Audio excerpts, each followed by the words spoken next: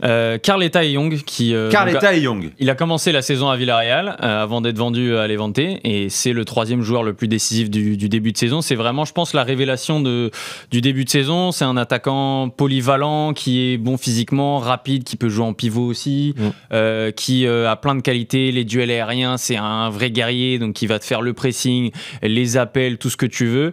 Et c'est vraiment une révélation. Il vient de fêter sa première cape là avec le Cameroun. Et c'est vraiment, je pense, la découverte pour beaucoup de suiveurs de Liga cette saison. L'enfant de Douala, qui est arrivé très jeune en Espagne pour sa formation. Tu as raison. Alors, ce qui est intéressant, on peut voir ses stats aussi. Les voici. Elles sont impressionnantes pour l'instant. C'est sa fiche avançante, Levante. Non, mais Levante, il est prêté à Levante. Enfin, il est acheté par Levante, mais Villarreal, malin effectivement, a mis une clause de rachat.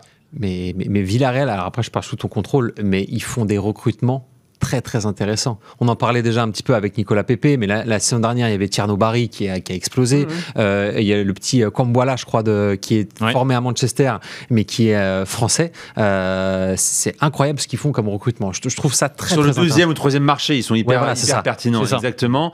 Il y a une clause de rachat. Parce que c'est vrai qu'on se dit, mais il a démarré, d'accord, il a marqué 5 buts cette saison, fait 3 passes, 8 matchs pour l'instant en Liga. Il a démarré avec Villarreal, 1 but, 2 passes. Derrière Villarreal, fait venir Mikotadze. Pas de place pour Eta Young, donc on le vend à Levante.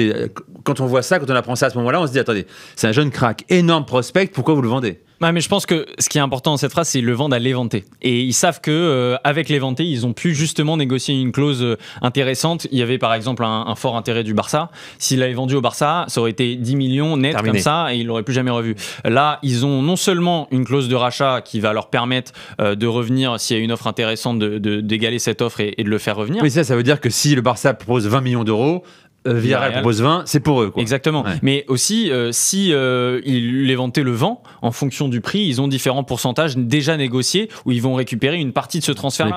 Donc c'est ça qui est intelligent de leur part. Et n'oublions pas, au-delà de Mikotadze, par exemple, il y a un joueur comme Ayoze Perez qui est blessé en ce début de saison. Il y a d'autres joueurs intéressants en attaque côté Villarreal qui fait qu'il y avait quand même pas mal de monde. Et je pense surtout qu'ils se disaient peut-être... Est-ce qu'Eta Young va jouer? Oui. Est-ce qu'il va avoir un aussi grand développement que dans un club comme Levante? Non.